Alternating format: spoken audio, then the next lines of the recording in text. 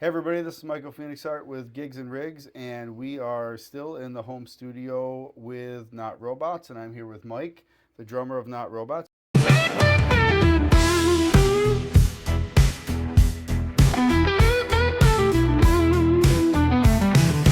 Robots, and you play in a handful of other bands too. Yep. What are the other bands that you play in? I play in As If and Not Robots, and I play with Max Sheldon and Modern Rewind. Oh man, you got your hands full, and we got our hands full because you have all the drums out today. So I think we should probably start with this setup first. Okay. So this is a new Ludwig Classic Maple. Just picked this up recently. I haven't really had that much time to use it or mess around with it or whatever, but I thought it was pretty cool because it's kind of a different size. Usually drummers play with like 22-inch bass drums. Right. What's the size of this? This is a 20. Oh, wow. Yeah, so a little bit different, 20, 12, 14. And that's pretty standard, right? The 12 and the 14 is somewhat standard. Yeah, for a smaller. Yeah, you could do 12, 14, 12, 16, something like that, whatever you wanted to do. And you got a very deep metal snare. Tell me about this. Well, this snare drum actually goes with that other drum set. This is a Session Elite steel snare drum, and I just kind of threw it there because I just had to start practicing, and I didn't want to get a different one out, and then I remembered we had to do this. So I said, I'm going to get everything out.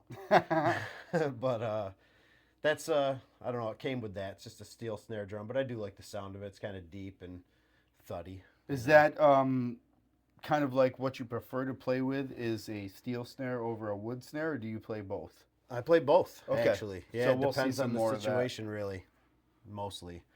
What do we got for cymbals here? These cymbals, so I have, this is New Beat hi-hats. Those are the only type I have. I got 3 sets of them, but it's the only type of hi-hat I have, unfortunately. And they're Zildjians. Zildjian, New Beat, yep. So they're not bad. I like them. They got a nice click to them. And then, so this is, like I said, these are sort of cymbals I just kind of threw up here. But I'll go around to show you some other ones. But Yeah, I this is, see a whole bunch of other ones. Zildjian Projection Crash 18. And then probably the coolest thing about this one is this thing. I love this thing. I don't know what it's called, like the Rattler or whatever. But, you know what I mean? But it's pretty awesome. I like Yeah, that's really cool. I use that a lot lately. As you play, time goes on and you end up wanting different sounds and like messing with different stuff and just thinking that, now is the way, and then all of a sudden it morphs into something else, and that's why you'll see there's a lot of different sizes. And it adds to different ambiances when you're playing or what you're playing. Especially you guys. You guys are always recording. I feel like it's been like every year you guys are recording already. So I can imagine that this stuff adds a lot of good inspiration to what you're trying to get into. Yeah, definitely. You would maybe not think about it like that sometimes, I guess, if you played guitar in the sense that, notes and whatever, but different kits do make you play a different way. Yeah. So And what's the size of this ride? this is a 21-inch A Custom Zildjian Rezo ride. Kind of a crazy thing. The weird part about my cymbals is the only thing I ever bought brand new was a set of New Beats. Otherwise, I've just kind of gotten things along the way with deals that came to me. Oh, that's even cooler though. So, and have you played most of what we're looking at right here? Have you played a lot of this stuff out, like performed sure. with this Yeah, stuff? yeah, I've messed around with all the stuff I have. Most of the stuff I have is I've had for a while now. I don't break cymbals very often. I mean, there's a newer cymbal here, and I'll show you another one over there. But yeah, I mean, this setup is new though, so I think maybe we practiced with this like once or twice, maybe. And so why this set? Why did you just kind of pick this up and put this together? So again, things sort of just came to me. I bought that new, but this is sort of a sad story. Okay. I got this one, so I don't know. It's sort of a sad story. So But it's still someone had to die, and then I bought it, but it's meaningful. sad. Not to me. I didn't know the person, but it came to me as a kind of just I got to get rid of this. I don't want this around anymore. And I said, well, all right.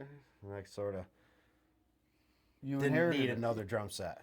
Well, I'll put it that I way. think most drummers would say that, and then they still get new ones anyways. Yeah, but this is super nice. It's that classic maple. Yeah, I mean, yeah. that's a legit Ludwig kit. It's pretty awesome.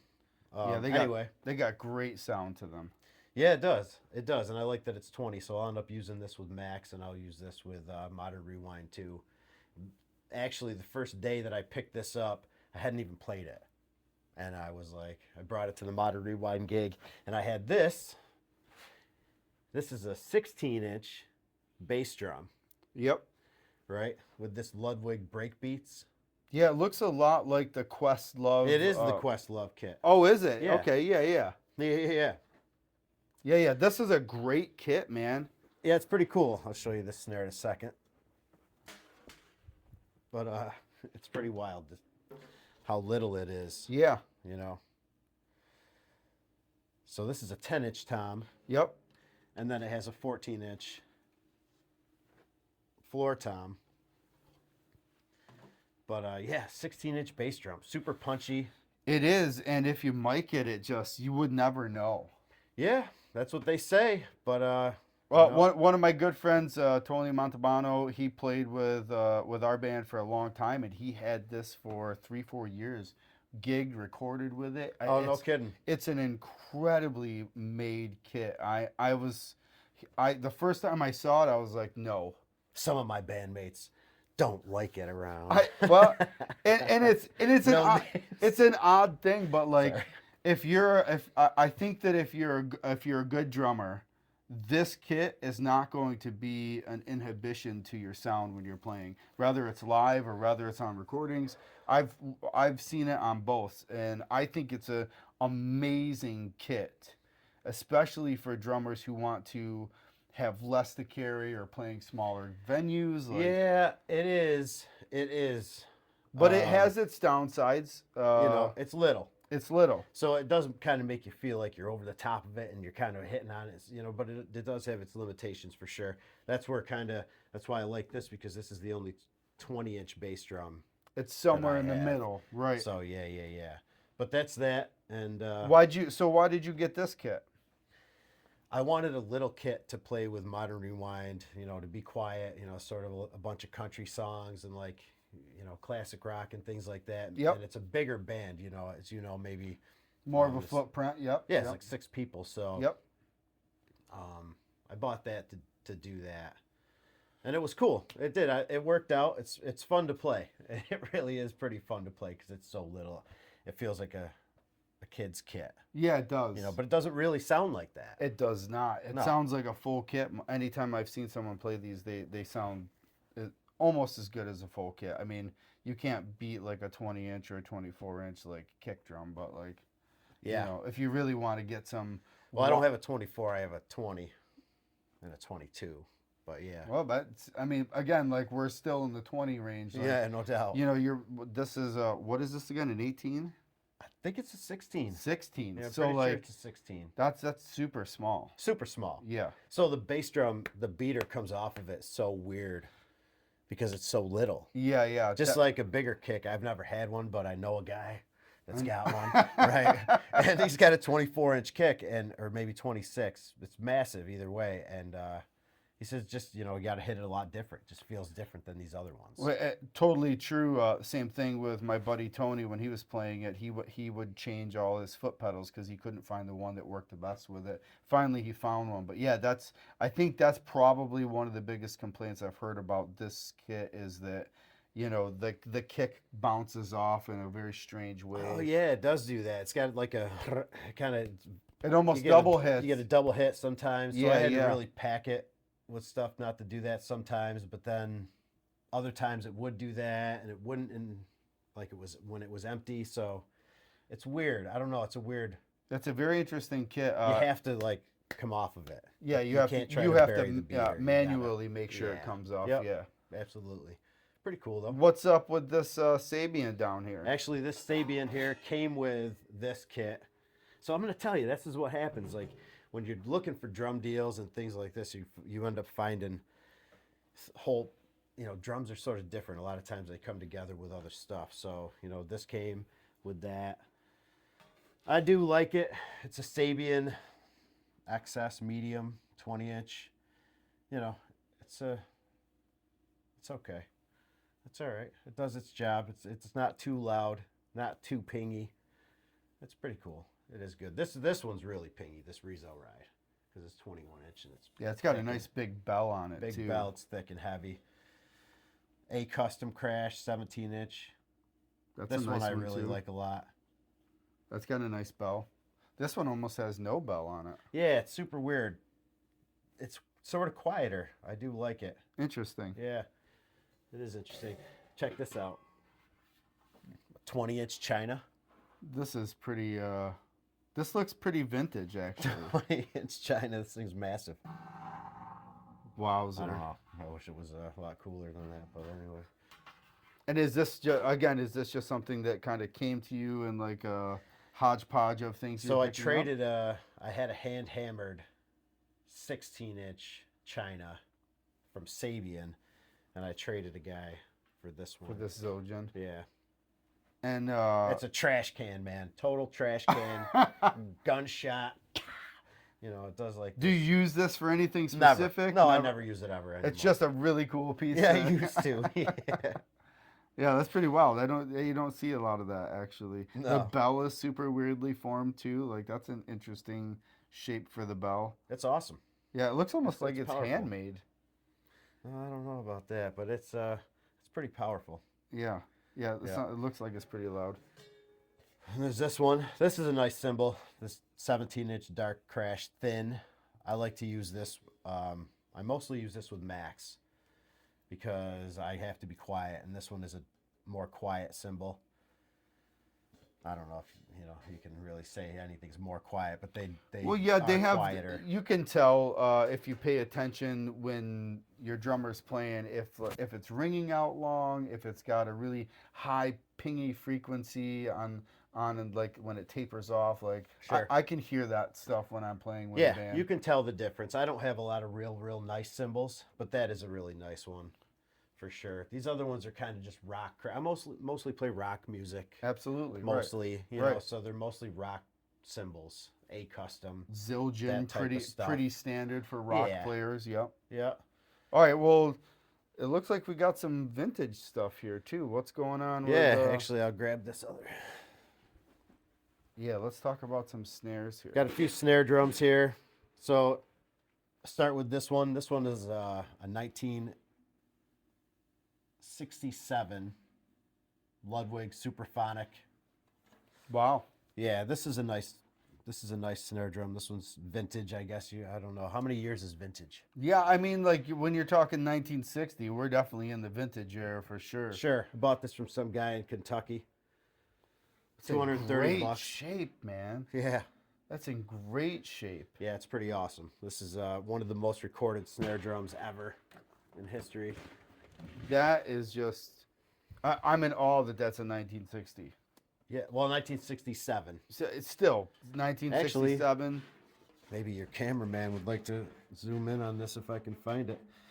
You can see the date right in there on this wall close to me there. Wow, that's amazing. That's a piece of art right there, in my opinion. Yeah, it's pretty awesome. Everything's all original on it. It's like a relic. I barely use that snare drum. It's real cracky. It's real loud for the places that we play. A lot of places, really, you try and not to.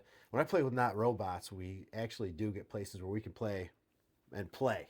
Right, louder. You know, just Yep. lay it down. Especially right. if it's outdoors and stuff. Yeah, especially if it's outdoors. Yeah, exactly. But a lot of times it's inside, so this doesn't get much use really. Yeah, you got to keep a little bit of volume control in some places. Well, that's amazing, man. How long have you had this? I probably bought that like 6 years ago, 7 years ago. Yeah. Yeah, 7 years ago. Off Craigslist, took a shot in the dark, sent the guy $230. And he mailed you this. And he mailed it beautiful- to me. Wow. Yeah, it was actually in it was rough condition.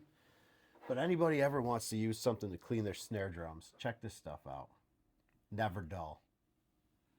And it's not for snare drums. I take it. I don't know if it's for snare drums, but I know it's for like chrome and stuff like that, and that's what these are plated with. Yep, So yep. this is chrome over aluminum. So was it? It didn't look like that when you got it, though. No, it was all beat Oh up. man, I mean, I was gonna say it looks amazing, right? Like this next one looks So like this next one, should be a 1960s. this is a crazy snare drum, and I actually got this with this Red Ludwig drum set. Okay. Okay. So this is a Fibes snare drum from like probably like the mid 70s. But the cool part about this is it's fiberglass, right? Really? That's the shell is fiber. Yeah, yeah, yeah. Right, and then it's aluminum or it's chrome plated, just like this one. So they say that Buddy Rich was famous for, you know, even when he signed with Slingerland, he kept the Fibes snare drum, and you can see him playing this thing later on in his career. So No kidding. Yeah. yeah, pretty cool. It's this is a really wild snare drum. I haven't had a chance to clean this one up yet, but It's got a hell of a weird adjustment situation yeah, for the throw off. Yeah. Yeah, no, it's pretty wild. They say that super complicated if you don't really understand what it's doing, but if you do, I guess it's. I mean, you wouldn't see a lot of drummers adjusting the snare on the back of the snare like this. Like this looks like it's giving easy access to do something like that. Like you could be playing and drop it and bring it back on, right? Yeah, I guess. Sure. Yeah. I mean, like, sky's the limit, dude. It's sure. It's pretty wild. That's a wild one. And the fiberglass bodies are coming back, and I see them all the time. Clear fiberglass bodies. Yeah, it's got a super cool sound actually. It's dry but cracky. I don't know how to describe. That's a good. It's dry. Good description. Yeah, it's pretty cool. Really cool.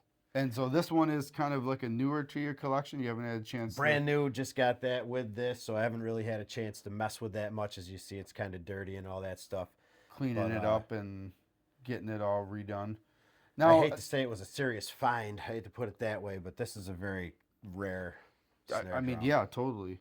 Now, in something like this, what is the head in good enough condition where you're just like, I want to keep this head and play it a little bit and see how it sounds like Oh, this? I have. Yeah. I have played it. I have played on it for sure. Not played out with it. Sure, Played sure. in practice. But you've okay. But I've used it. I've messed around with it for sure. You know, it's got to be. It needs to be taken care of. It needs Sure, to, sure. You know, it needs a new head on the top, a new head on the bottom. I'm just afraid to kind of mess around with it too much because it's, you know, a little bit.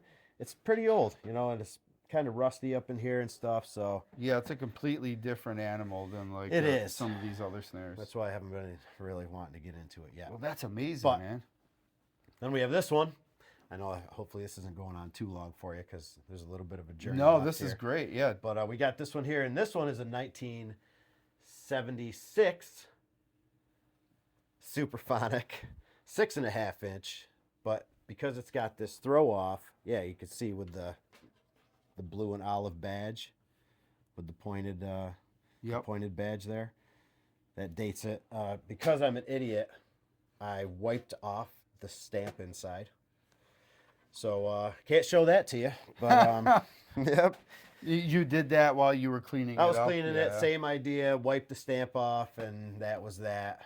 But I just remember this one's 67, that one's 76. You can look up the serial number too. But Yeah, it looks anyway. great though. This looks great But too. what makes this different too is the throw off. Yeah, yeah. Right, so Completely different mechanism. So there was the Superphonic, and then this is the Super Sensitive. Same drum, different throw off.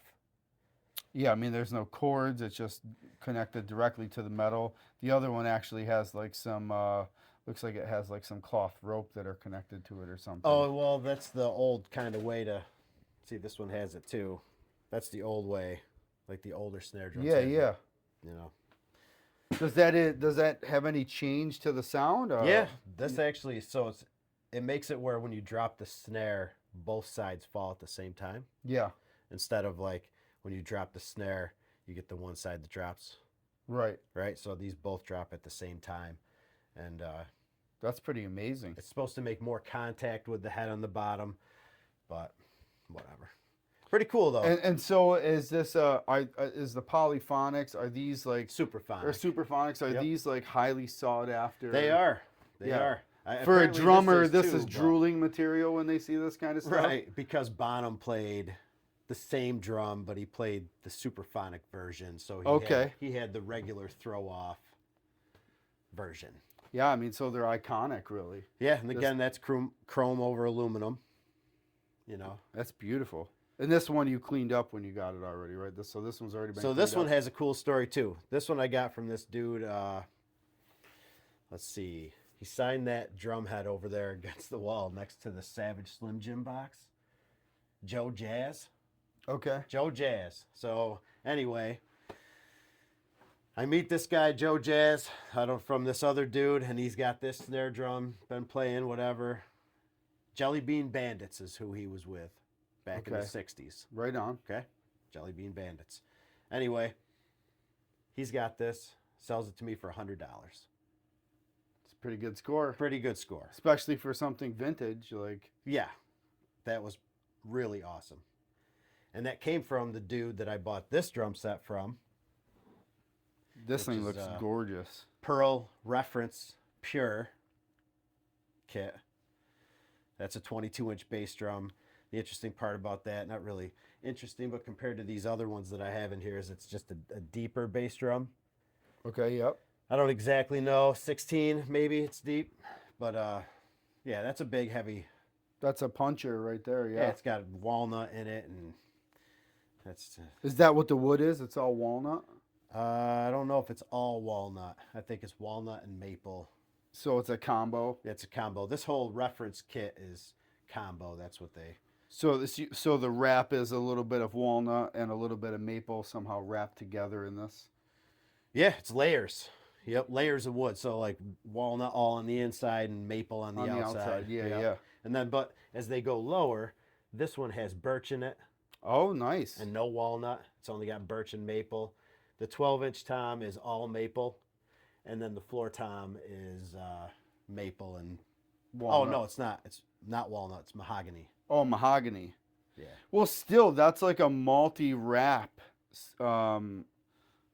That's just super cool because normally it's like either just maple or it's just Yeah. just birch. I've seen whole birch kits. Whole birch kits. Yep. Yeah, but that's really cool that they decided to implement wrapping each drum differently, and I'm sure that's for tone and other reasons. Yeah, they build. It's the wood. It's what it's made out of. Yeah, the wood is Yep. just like guitars or anything else. Like it's super important to the sound. Yeah.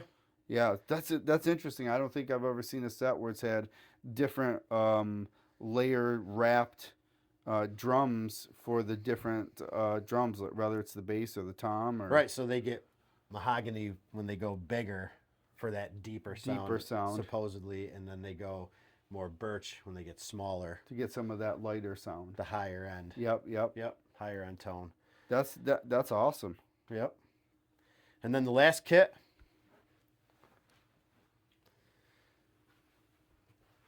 You can cut this. Yeah. Oh, So this kit's really the. Oh, actually, we're going to rewind here. We're going to go back here. So another thing about this drum set is that this is the kit that I used on both of the Not Robots EPs. Okay, so the last two EPs you guys put out, Yes. this was the kit that you This were was playing. the whole thing. That snare drum, the whole idea. That's awesome. Yeah. And then this one other little piece back here. I use this. Oh, you got a nice octo pad? Yeah, I got an Octopad. So These are amazing. you guys were talking about how when you use a certain pedal, you have to for that one song and right, and then you got to make sure you got that. Well, that's how it was with this because on the first EP, 2 songs had this on it. Okay. One of them, both of them sort of heavily, and it just made it like where I had to use it. You know, so I had to. That's actually how I ended up getting like so many different kits because this was like specifically for Not Robots because it had that set up because I could put the toms off to the side, you know, but I had to bring it.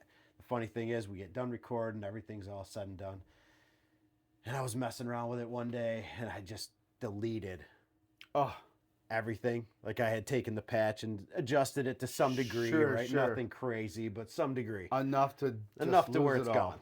So I will never get that Oh actual no. sound back again, even if I use that. Oh, that's such a that's the price we pay with technology, man. Yeah. That's the price you pay with technology. Well, that was totally user error. Yeah, I mean, yeah, just delete, and I'm like, what did I just do? And I'm like, no way. And then it was gone yeah. I mean, it happens in a flash.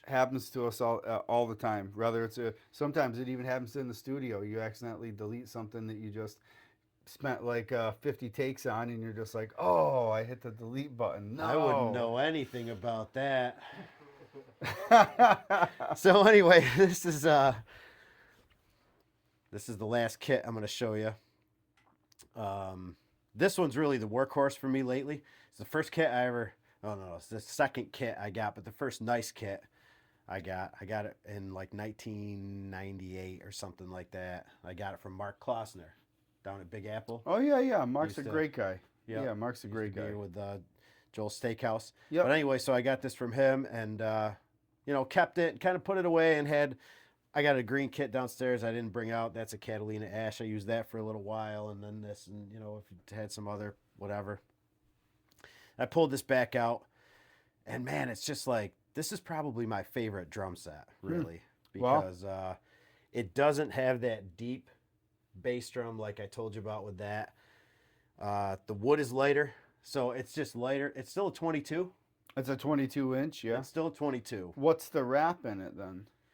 That's got some other weird stuff too. Not like this is like, they say this is sort of specific, whatever. But these older kits, they did have like poplar and things like that. Yeah, yeah. Layers in there too. Yep, yep. So this does like that, but it's all consistent. What series is this? This is the Session Elite. The Session Elite. Okay. Pretty cool. It's from like 1992. It's for all them nerds out there who want to go look it up. They No, can, dude, this is a yeah. great kit, bro. If anybody can find a Session Elite drum set, they're tubby. You know what I'm saying? This is a 12-inch tom, but it's big, it's deep. It's got that old sound. I'm surprised that's 12 inch because it looks huge. Yeah, and then you got your 13 and 16. I mean, yeah, it doesn't look like a small tom at all. It's very deep actually. It's probably as deep as the other one. Yeah, it's sort of rare to see 12, 13, 16 nowadays. Yeah, yeah. Too. It's usually 10, 12, 14, 10, Right. 12, 16, right? Right, so the right. 13 is kind of the weird drum in this idea, and I'm not really using it. Like you see, I got the white hat on this one and clear on that one because I haven't really messed with that. I've been switching kind of a 4-piece, Sure. setup. But you started experimenting with this one again and Loved it. fell back in love with Just it. love it, man. If anybody can find one of those, go get one. They're amazing. It's Pearl got Session Elite. it's got that cream like vintage color to it. I kind of like the So color it's there. cream because it's white. Right. Like if you take these rims off, this is like over time they change this color. You can see like this. oh, so see so the hoops white? Oh yeah, so this is actually real patina. Yeah. This is patina Yeah, like yeah, over from ti- the 90s till now. Yeah. This If is you take the these actual bars patina. off, it's white underneath there. Oh, that's beautiful, man. Pretty I love cool. that. I love that. Yeah, no, I love that. That's great. Yep, pretty cool that they've changed like that. And yeah, killer kit. And then this snare drum is really the one I've been using a lot lately. This is sort of a special. I don't know if we can show Thrive Agritech, but anyway, this is a Black Panther 12-inch Oh, this by 7. looks beautiful. It is pretty beautiful, and I What's like the- this one lately the best. What's the wood on this one? This is either ash or cherry or maple. I think hardwood, it's maple some with the kinda- cherry on the outside. It looks gorgeous. The wood grain is amazing. Yeah, I think it's maple with the cherry on the outside. Yeah, pretty It's- cool. So why is this one the one you're using a lot? I just lately? like this wood sound. I have another Black Panther snare drum. It's a 5-inch by 14 bird's eye maple. Okay. That's not here. And I don't really like that as much. I like this deeper sound. Like I tend to like the 6.5-inch snare drums, those metal ones. Mm-hmm. And this one's a 7. So Yeah, quite smaller. Yeah. yeah, 12 by 7. And then just to show you these two, So this is these Remos. They're Yep. like vibration rings, like modern day moon gels and all that Yeah, stuff. yeah, to dampen it. Right? Man, these things are great. You know, I don't care how you tune the drum. It always has that sound, and it sort of always, with these, it kicks it down, takes that level off. Like I'm saying, we got to play in tighter spaces Sure, sometimes. sure. You know, so these are really nice too. Clubs and bars are really hard to please people when it comes to decibel range. You know, you're always trying to find a good in between that's good for you, that the band still can feel it, but also like doesn't, kill Yeah, everybody in the yeah. club. Absolutely, and especially with the drums. Especially right? with the Guitar, you drums, can right. turn it down. You know, everybody else. Well, you everybody can could it turn down, but they normally don't. They normally don't. You can. You can, but we normally don't. I don't care where you're playing. Yeah, even at sound check, it's just Yeah. standing there twiddling and being loud. It's like, man, you know, you got a volume. Yeah, yeah, you know. yeah. I don't. You do, right? Yeah, yeah. Yeah. No, that's nice though. It's interesting. So right now you guys are in the writing phase. Yeah, sure. And is all of this stuff like coming out in different ways and patches for your experimentation and It's writing, really or- more for, so there's a convenience to it too. So everything's got cases, right? Everything's got bags or Sure, whatever, sure, right? yeah. And I got a pack of stands over there. There's a ton in the other room. So now I have a situation where I can just say, okay, I'm playing with Not Robots. This is the kit I need to take, and these are the stands. You know, these are the pedals, whatever it is. Sure. And I go with that. You know, I'm playing with Max. You know, it's going to be that. I'm playing with playing with As If. You know, it's going to be this, because it's, you know, the type of music that we play was recorded with that. Yeah, and it's got the You know? sound that you're looking for in the performances as well. So no, it makes total sense. Yeah. Like if I was playing with a different kind of band, I'd play a different kind of guitar for it. you Yeah, know? for sure. And so Absolutely. let's talk. We might go a little bit over time, but like, I want to ask you about your kick pedals and your hardware. Do you have like some specific things about like your kicks and your hardware that you that might be interesting or different than people might expect? Right away, I can tell that these are already heavy duty, heavily made. I can see the difference in the chains and the heads and stuff. So like, why these? Yeah, yeah, that's know- kind of, well, so, you know, this is a Yamaha Flying Dragon over there, and that's probably my favorite pedal all time. That was the first nice pedal that I got. It's old. It's pretty old. It's a double chain, and it's just awesome against certain, like those two bass drums over there really work nice with that. Like I said, double chain here, Yep. and it's got the felt head. So I like these felt heads a little better than, not really much with the plastic. I kind of like this better. I have another one somewhere else too that's got a even beefier felt head. I don't know where that is, but anyway, that's just it's just the way they feel against bass drums, kind of, and how much room I have. Believe it or not, like this thing, these are both double pedals. If I take both of them, this thing's just a monster. It takes up so much space on the floor, really. You say, well, it's pretty close with that one, but when you're talking about, like, you know, sometimes you need, I'm a little dude, you know, I can only go so far, you know what I'm saying? Your like, floor print is a little bit smaller, right? yeah, you know, because of these big plates underneath here. And that's also a double chain. These are nice, though. That is nice. And then this one I just got with that red kit.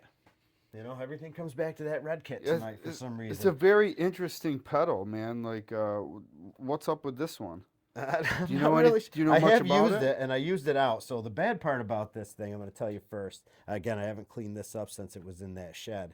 But this thing here just isn't long enough. So, like, you end up banging your heel on it, and, like, the Okay. whole next day, like, your heel hurts, you know, because even if you're trying to be, like, heel up, you Short- end up, you know, going down. You Shorter, end up- shorter pedal. yeah, and it's just in a bad spot, and I tend to play back a little further, so it just doesn't really work out. But being single chain, it felt different. I did use it out, and it's really responsive. I was super. Sometimes this 9000 is too smooth for me. It's just like, maybe I can't keep up with it or whatever's going on, but it just seems too smooth. This one was really nice, and came with this beater, so that's where I got that from. Again, kind of has like a classic look to it.